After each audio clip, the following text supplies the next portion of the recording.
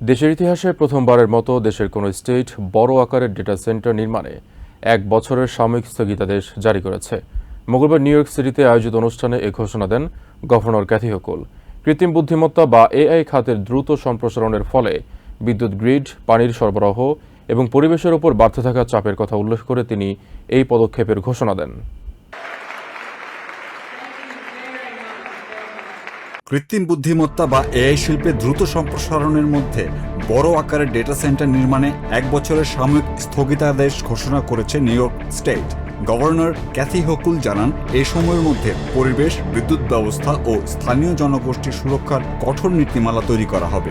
Today I'll be signing the nation's first ever statewide moratorium on hyperscale data centers. Hochul জানান, hyper scale data সেন্টারের উপর এই সাময়িক স্থগিতাদেশ সর্বোচ্চ 1 বছর কার্যকর থাকবে। এই সময় একটি শক্তিশালী নিয়ন্ত্রক কাঠামো তৈরি করা হবে, যা স্থানীয় জনগোষ্ঠীকে সুরক্ষা দেবে, বিদ্যুৎ গ্রিডের ঝুঁকি কমাবে, ভূমি ও শব্দ দূষণ নিয়ন্ত্রণ করবে এবং বিশেষ করে পানি সহ প্রাকৃতিক সম্পদ রক্ষা করবে।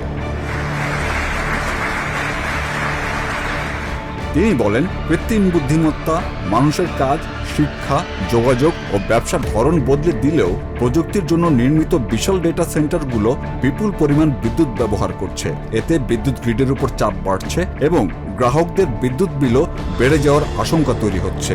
These hyperscale AI data centers consume enormous amounts of power, truly threatening to outpace our grid's capacity.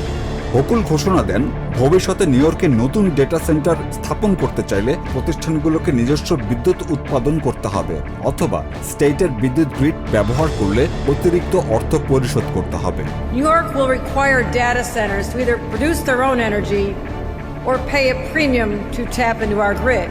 তিনি বলেন, বর্তমান ও ভবিষ্যতে জ্বালানি চাহিদা পূরণে নিউ ইয়র্কের আরও বেশি বিদ্যুতের প্রয়োজন। সে কারণেই ডেটা সেন্টারগুলোর জন্য নিজস্ব বিদ্যুৎ উৎপাদন অথবা অতিরিক্ত চার্জ দিয়ে গ্রিড ব্যবহারের শর্ত আনুষ্ঠানিকভাবে কার্যকর করার নির্দেশ দিয়েছেন তিনি।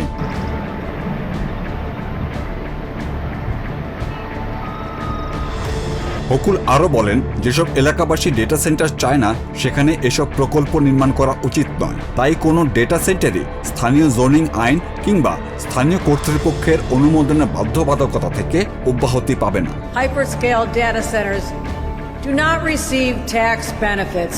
Full stop.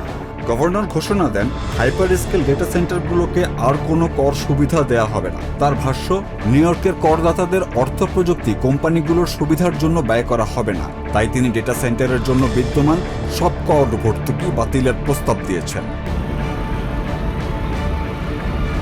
গভর্নরের দপ্তর জানিয়েছে, 50 মেগাওয়াট বা তার বেশি বিদ্যুৎ ব্যবহারকারী নতুন ডেটা সেন্টারের ক্ষেত্রে এই স্থগিতাদেশ প্রযোজ্য হবে।